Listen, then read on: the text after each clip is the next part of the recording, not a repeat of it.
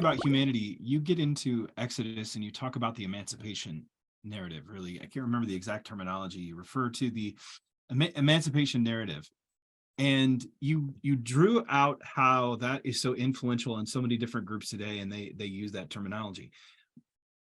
Isn't, though, because so many of those groups are co-opting that language for themselves, but yet they're forcing, I mean, you're talking about language, and in our culture today, it's one of the most divisive things that you can see is, what do I use for my pronouns? What do I say about this? Who do I say about that? Everybody's worried about what word you say to a person.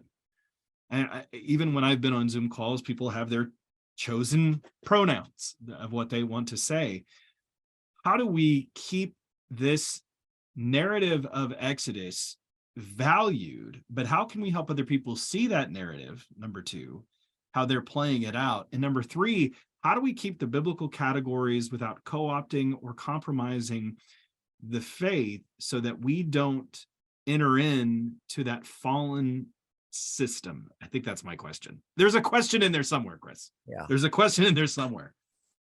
And I think the fact that it is such a hard question to ask points out something really important and interesting in itself. It's that our cultural moment is a really complex one.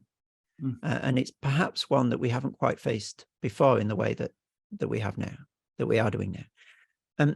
So Christians have been a minority, and a distrusted and perhaps hated minority for plenty of Christian history, like late Roman Empire. Like, right, we've got no problems with being the bad guys. That's, you know, we have resources in Christian history to work out how to do that.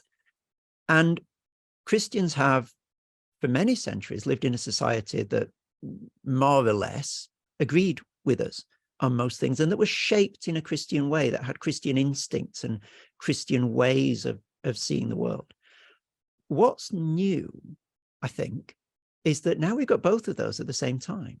So our culture is very profoundly Christian in its instincts and the ways that it thinks about things. And one of these is the value of emancipation itself.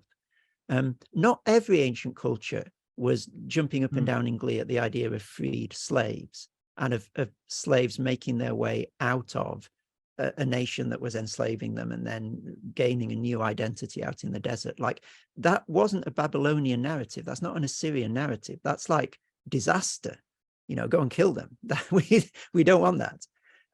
And yet there's one ancient culture that builds its sense of who it is upon this emancipation narrative, the Exodus. You know, I am the Lord your God who brought you out of Egypt on eagle's wings and so forth.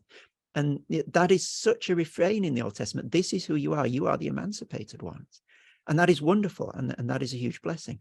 And so this idea of building one's identity upon a fundamental act of emancipation has become, again, to use Glenn Scrivener's term, the air we breathe. It's just become, well, of course, to us now.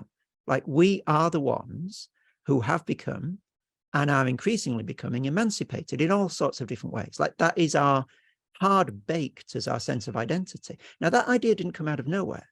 You know, if we'd been Assyrian, we wouldn't have defaulted to that position.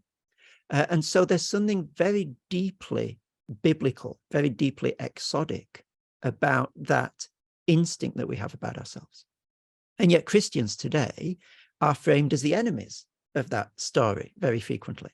And that's the difficulty to navigate for Christians, because you don't want to sort of throw everything out and say, no, emancipation's terrible. You know, we shouldn't be emancipated, because that's, in a sense, that's our idea. Like, that's the Bible's idea. Like, it was brought into the tradition through the Bible.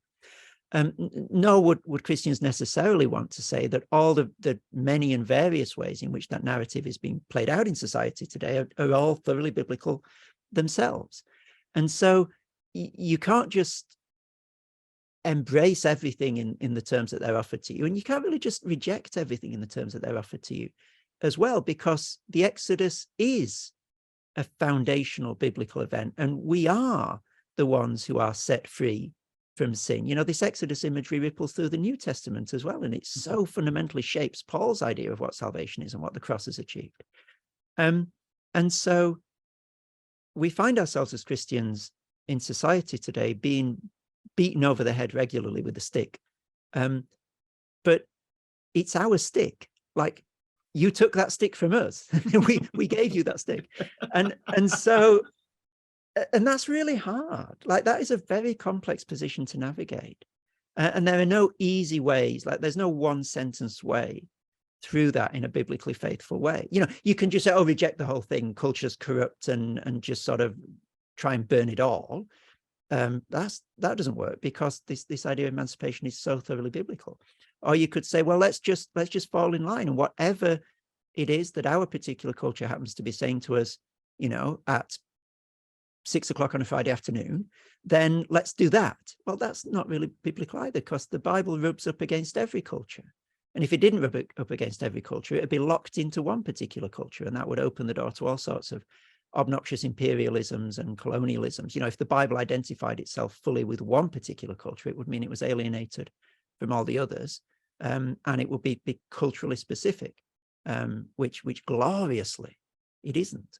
And so you find yourself having to do the long work, and, you know, think it through carefully and pick your way through this cultural landscape in ways that don't easily condense themselves into tweets or, you know, slogans, because of this ironic situation that we both find ourselves in, you know, Steve McAlpine's term as the bad guys. But the reason that we're the bad guys is because we're being judged by fundamentally biblical standards and found wanting by the way in which those standards are deployed in society.